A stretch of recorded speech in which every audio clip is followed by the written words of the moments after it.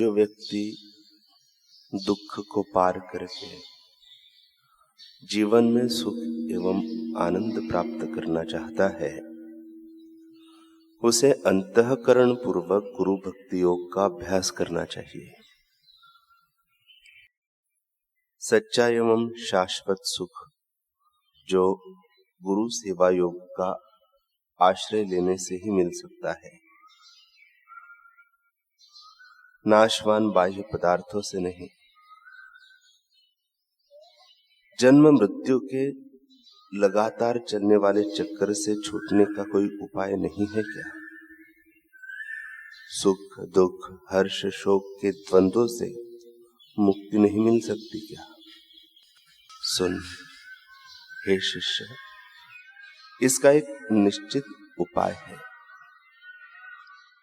नाशवान विषयी पदार्थों में से अपना मन वापस खींच ले और सद्गुरु सेवा योग का आश्रय ले।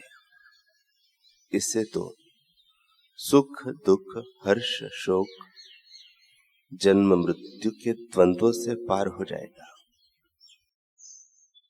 मनुष्य जब गुरु भक्ति योग का आश्रय लेता है, तभी उसका सच्चा जीवन शुरू होता है।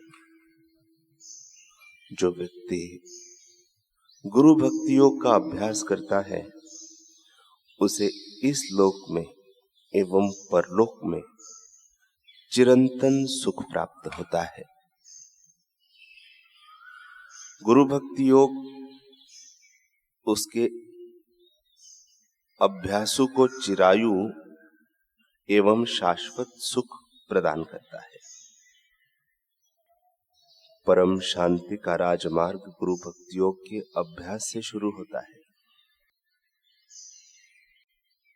लगभग 150 वर्ष पहले की बात है। पंजाब के अमृतसर जिले के लोना चमारी नामक गांव में एक परमहंस बाबा रहते थे। 4 साल का एक ब्राह्मण बालक रामदास जब भी उधर जाता तो देखता कि गांव के लोग बाबा को प्रणाम कर रहे हैं। तब उसे बड़ा आश्चर्य कि आखिर सभी लोग इन बाबा को प्रणाम क्यों करते हैं।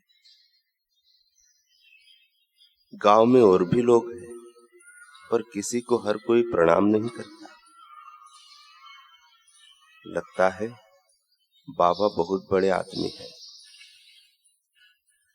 इस प्रश्न के निराकरण के लिए उसे किसी से कुछ पूछने का साहस नहीं होता था। उसने सोचा कि सबसे सरल उपाय है बाबा जी से ही पूछ लो। एक दिन उसने पूछ ही लिया, बाबा, आपको इतना बड़ा बनाने वाली कौन सी चीज है जिस कारण हर रोज चारों ओर से इतने लोग आ आकर भक्ति पूर्वक आपके चरणों में प्रणाम करते हैं? बाबा ने कहा, बेटा, मैं हमेशा राम नाम जपता हूं।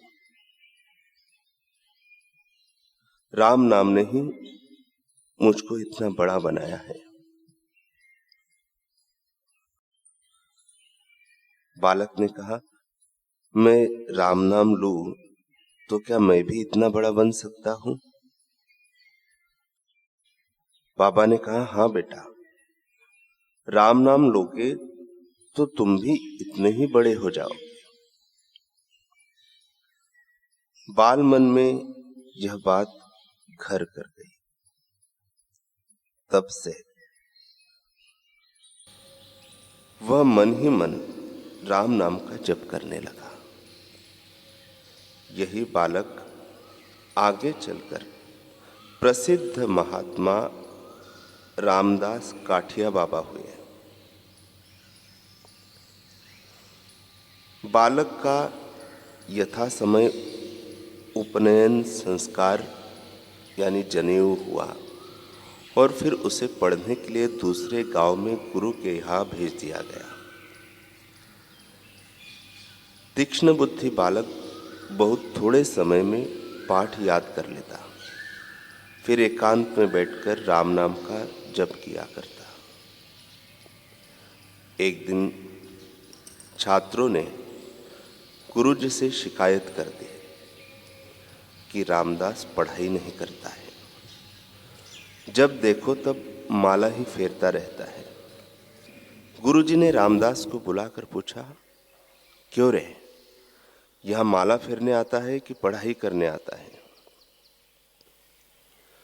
रामदास ने कहा, गुरुजी, मैं अपना पाठ बराबर पढ़ता हूं, आज्ञा हो तो सुनाओ।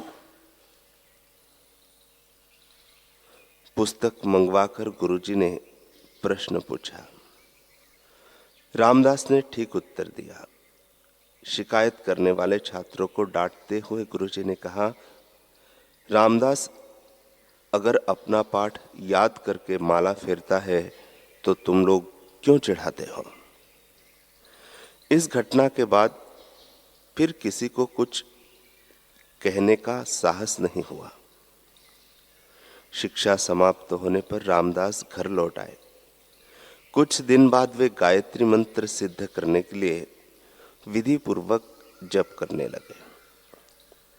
1,00,000 मंत्र जप हो जाने पर एक दिन देवी ने आकाश मंडल में प्रकट होकर आदेश दिया, वत्स, शेष जप तुम ज्वालामुखी में जाकर पूरा करो और वर ग्रहण करो। रामदास ने कहा, मां, संतान पर तुम्हारी कृपा प्रतिक्षण बनी रहे, यही प्रार्थना है। देवी ने तथास्तु कहकर देवी अंतर्धान हो गई। इस घटना के बाद ज्वालामुखी जाते समय रास्ते में एक दिव्य कांति ज्योतिर्मय पुरुष मिले। रामदास ने कहा, महाराज, मुझे अपनी सेवा में रख लीजिए, मैं आपका शिष्य बनना चाहता हूं। साधु ने कहा, वत्स, यह कठिन मार्ग है। शिष्य बन जाना सरल है, पर साधना और त्याग दुरूह होता है। कुछ दिन ठहर कर देख लो। रामदास का श्रम, लगन और निष्ठा देखकर साधु ने उन्हें अपना शिष्य बना लिया। इधर पुत्र के सन्यास की खबर सुनते ही पिता आए और उनके गुरुदेव से अनुनय विनय करके कुछ दिनों के लिए रामदास को घर ले गए। अत्यधिक स्नेहवश माता सदा रोती रहती थी, जिससे साधना में विघ्न होता देखकर रामदास घर से निकल गए और सीधे गुरुजी की सेवा में आ गए। फिर जीवन भर वे गांव वापस नहीं लौटे।